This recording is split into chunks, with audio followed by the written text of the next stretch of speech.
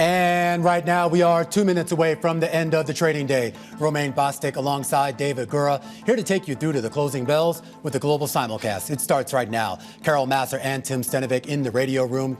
Katie Greifeld on assignment today. Welcome to our audiences across all of our Bloomberg platforms, including our partnership with YouTube. Carol Massar, you have a grin on your face. I haven't seen you in days. I don't know where you've been. But we talk about a market that's on the back foot today for a second straight day. And I think really trying to get their handle around economic conditions, corporate earnings, and of course, whatever the heck is going on in Washington these days. Yeah, right. Taking your cues from so many different places makes it really hard to figure out strategy. Having said that, even though the S&P 500 is down for a second day, you dig inside the index and you've got more names, more than 300, actually gaining ground on this Wednesday. So it's good to dig a little bit deeper to get a little bit more of what's going on in terms of investors thinking. It does look like the S&P 500 will close down for a second consecutive day. And if that does indeed happen in the next, 40 seconds, this will be the first. Good call, Tim. Sorry, excuse me. Go ahead. What did you say? Nothing. Keep going. Okay, all right. Technical difficulties. Yeah. Why do David's like, what did I get David myself? has no idea. This is to answer the question, David. This is what you got yourself into. This is what happens on weekdays. This is what happens. For those who know, David Gura anchors our weekend lineup here. Okay, he has no idea what goes on Monday through Friday. I just want to point out David. that year to date, we're still up more than 1% on the S&P, and we're only 14 days into this year. Absolutely. Though we are getting a meaningful pullback here today. You add that to some of the softness that we saw yesterday, and it is raising a lot of questions about exactly where investor sentiment is. We're going to walk you through these numbers because it is a somewhat complex day on Wall Street. You take a look at the Dow Jones Industrial Average. We're just going to kind of call it unchanged on the day. It is down in the red, down about 40 points, but less than 0.1% on the day. We saw a more meaningful drop lower on the S&P 500, which shed more than 30 points, or about 0.5% on the day. The Nasdaq Composite down more than 200 points, or 1% on the day, a similar percentage drop for the Nasdaq 100. But you go into the cyclical space. Dow Transports unchanged on the day.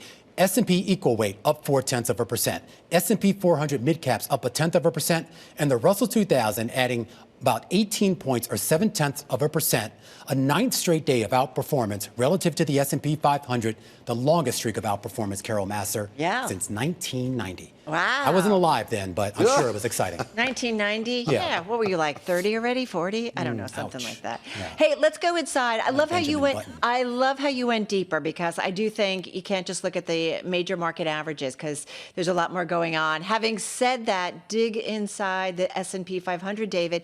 You've got 318 names actually gaining ground on this Wednesday, 184 lower, one unchanged. Let's pull up the IMAP function on the IMAP function here on the terminal and look at that on a sector by sector basis. And the story here today has been one of a rotation. Do we have one that has begun in earnest and has some staying power? And you just look at those sectors, sort of what the decliners are. Information technology, one of the biggest decliners.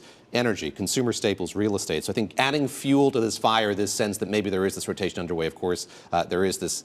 We got to see if it sticks. That's the problem. We'll see what happens here tomorrow. Yeah, exactly. All right. And certainly a lot coming out, investors. All right, let's get to some of the individual gainers, if I may. In the green, see, look at that outperformance today. You got Dow, the number 2 gainer in the S&P 500. Lyondell, ticker LYB. That's the number 1. I think Dow is the number 2 gainer in the S&P 500. This is coming after Citi analyst Patrick Cunningham removed the 90-day downside catalyst watch on the stocks as polyethylene prices improve and ethane prices fall, helping the firm's integrated margins. You also had U.S. chemical stocks rising as higher oil prices were giving gas-based producers an advantage, and analysts see upside for U.S. chemicals and fertilizer firms. So you have that play, and that's maybe some of the story. So Dow up about 6.5%, Lyondell up about 6.8%. Some outperformance. And then flip it on over to Mosaic, ticker MOS. It, too, was a top gainer in the S&P 500. Morgan Stanley analyst Nigel Daly maintains an equal weight on the stock, raises the price target from 33 to 35, stock closing at just under $28 a share. So that's certainly at play. And then I just want to mention Strategy, ticker MSTR, top in the Nasdaq 100. Bazinga Newswire noting that one of the strategy directors, Carl Ricketson, bought about 5,000 shares of the company for the first time in 3.5 years.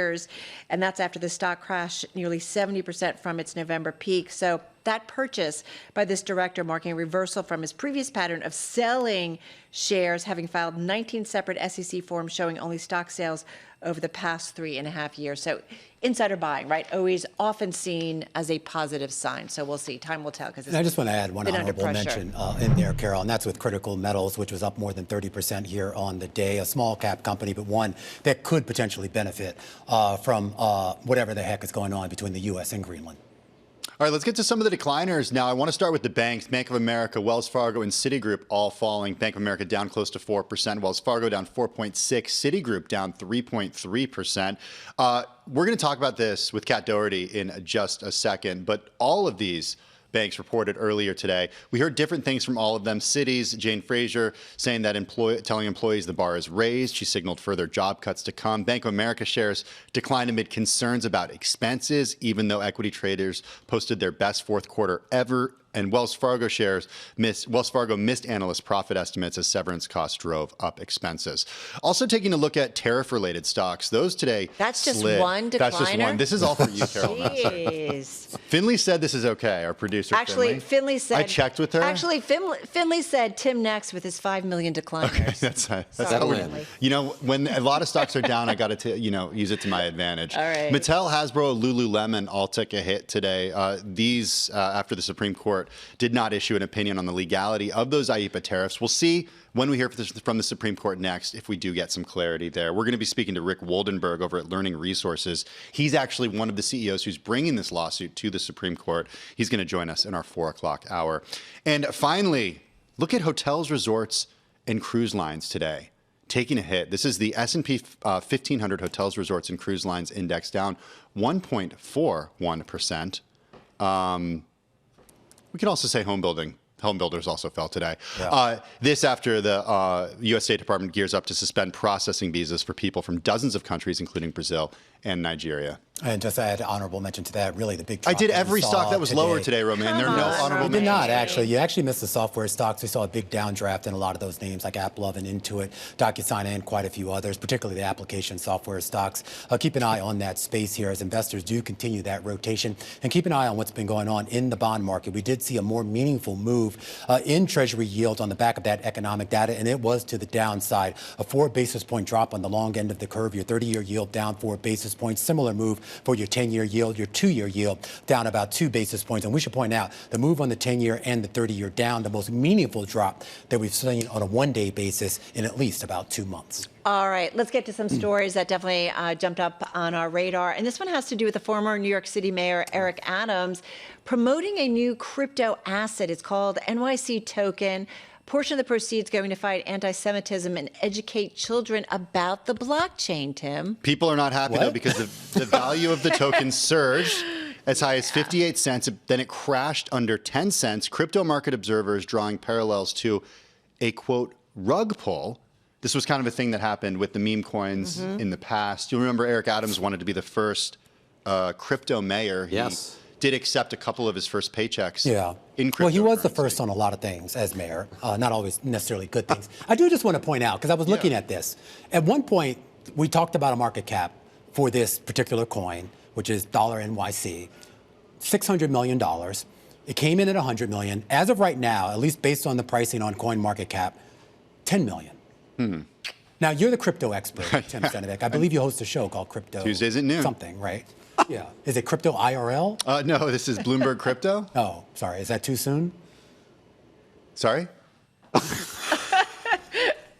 All right, we're going to move on here because another big story that we've been keeping an eye on, actually, in all seriousness, though, I mean, in addition to the rug pulls potentially going on in the crypto space, there's been a lot of concern about the health of the consumer and really the health of retail. We just learned that Saks, the company overseeing Saks Fifth Avenue, Bergdorf Goodman, and Neiman Marcus, filing for bankruptcy. And this is raising a lot of questions here, A, about whether somebody will actually buy them out of bankruptcy, but also just really about whether, like, these types of companies, particularly those with the big brick and mortar presence, can still survive. I lean on the old cliche from Ernest Hemingway, how do you go bankrupt gradually and then suddenly? And that's very much the story here, Romaine. Looking at how this company was doing, there was a lot of positive talk, a lot of infusion of cash earlier this year.